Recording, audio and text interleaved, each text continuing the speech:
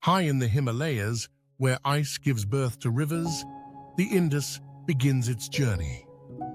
For thousands of years, its waters have carved valleys, sustained agriculture, and shaped civilizations.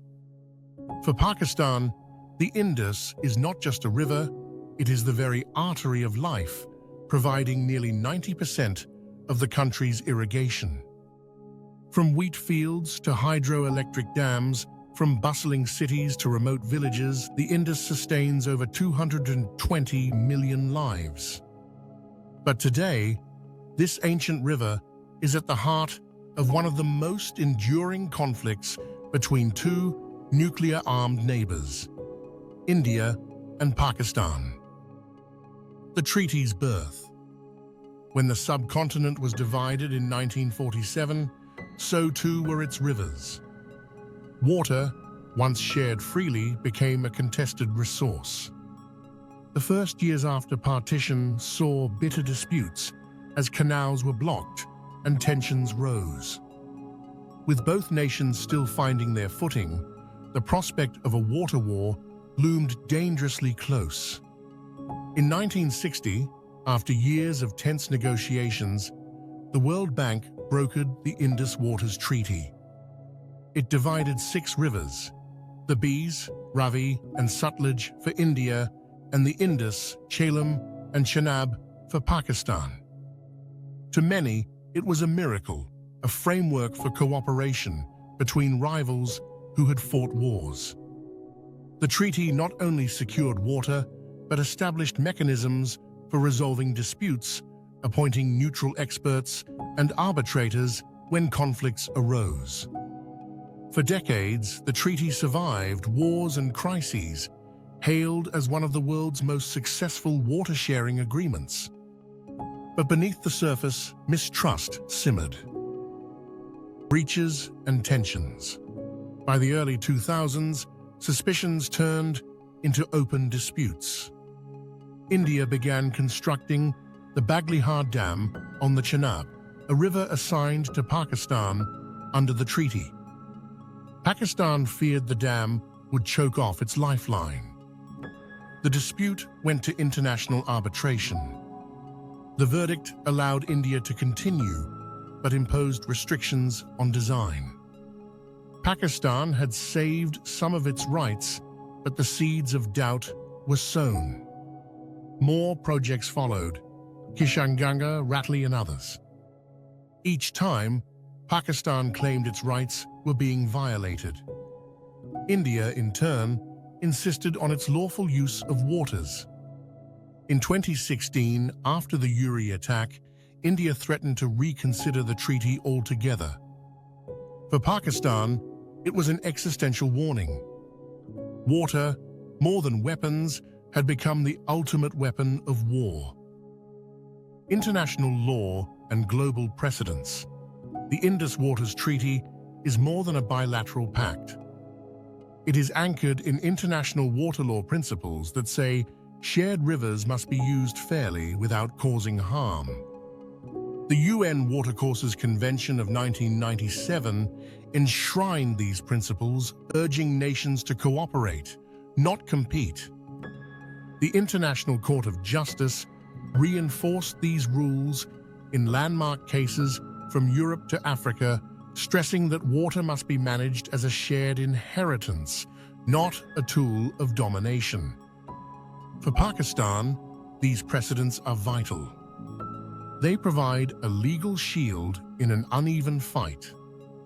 When dialogue fails, Pakistan turns to law, to the World Bank, to arbitration, to the United Nations.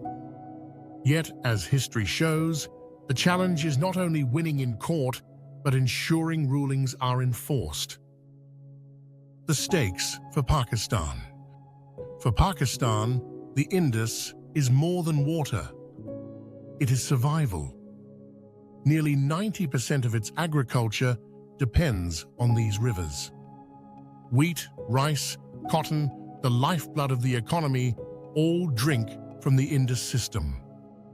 Its hydroelectric plants power homes and industries.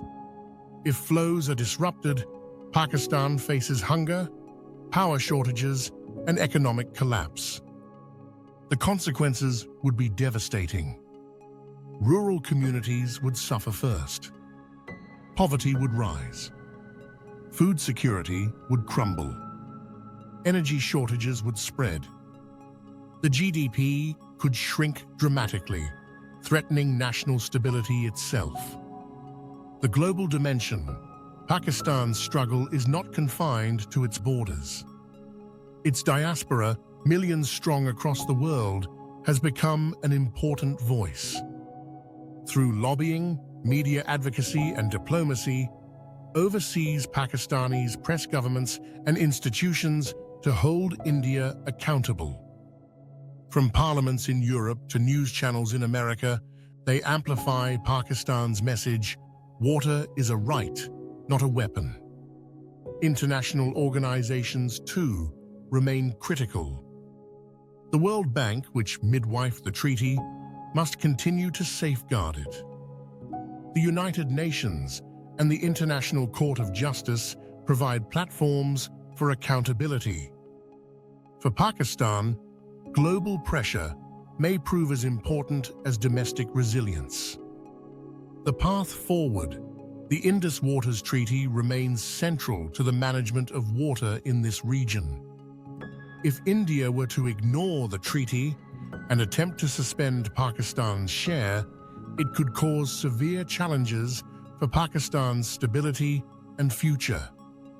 Yet the IWT framework, rooted in international water law and supported by decades of legal precedent, offers solutions. Pakistan must continue to fight for its rights through legal channels, while also mobilizing the support of its people at home and abroad. Ultimately, resolving the dispute over the Indus River system requires dialogue, negotiation, and fairness.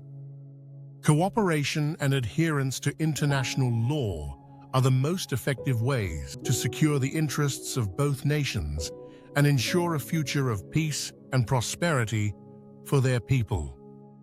In August 2025, the Permanent Court of Arbitration ruled in Pakistan's favor, affirming that India cannot suspend or deny Pakistan's water rights.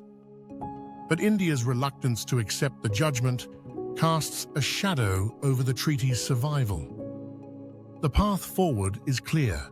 India must comply with international law and the judgments of the courts.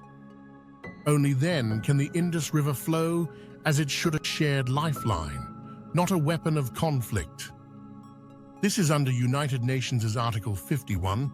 This constitutes aggression, and Pakistan may take necessary steps to strike India.